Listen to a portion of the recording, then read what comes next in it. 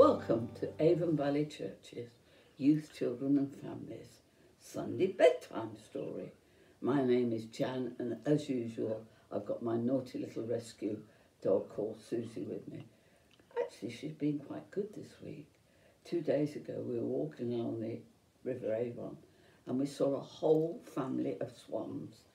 Mrs. Swan and Mr. Swan, they're called Cobs and Pens, and then they had 7 babies with them. They're called cygnets.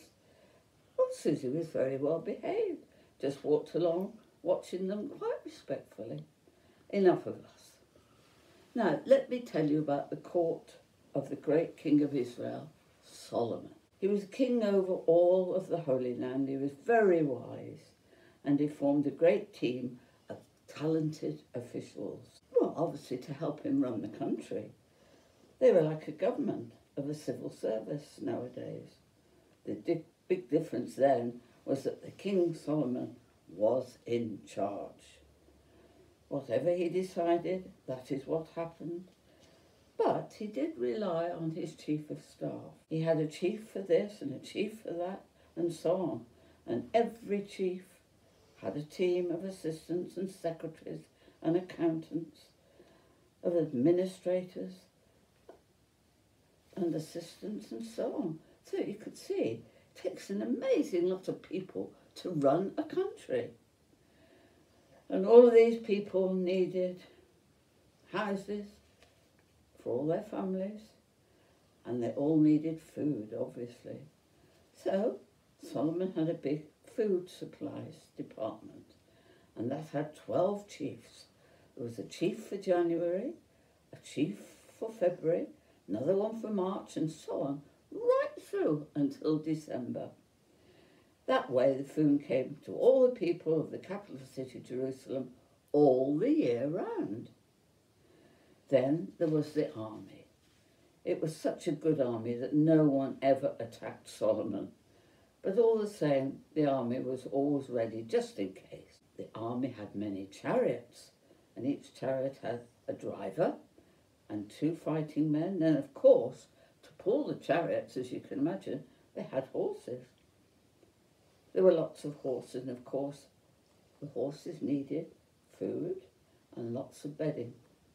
It was a jolly good thing that Solomon was super good at organisation. Also, Solomon was very good at keeping all of the kings from all of the countries round about as his friends. Because they were all friends, they were able to help each other. And that was a really nice thing to do. Now, one day, Solomon decided, I must build the temple to God that his father David had planned.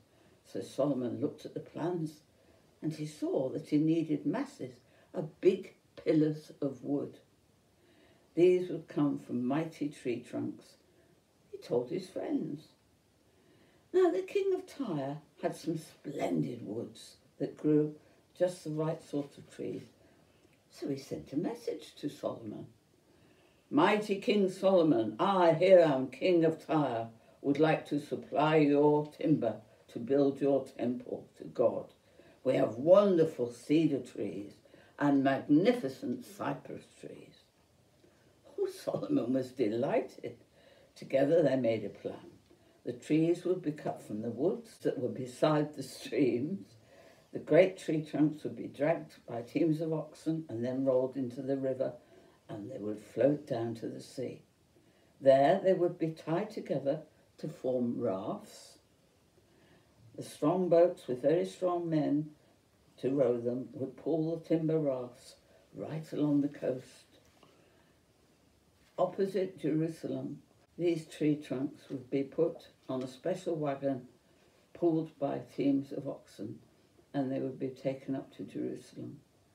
The whole plan was a great success.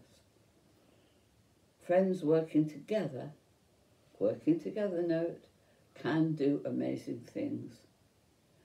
Well, thank you for joining me for our Sunday Bible story, but be sure to watch next Sunday as the story continues. And goodbye from me, and goodbye from little Susie. Good night. God be with you.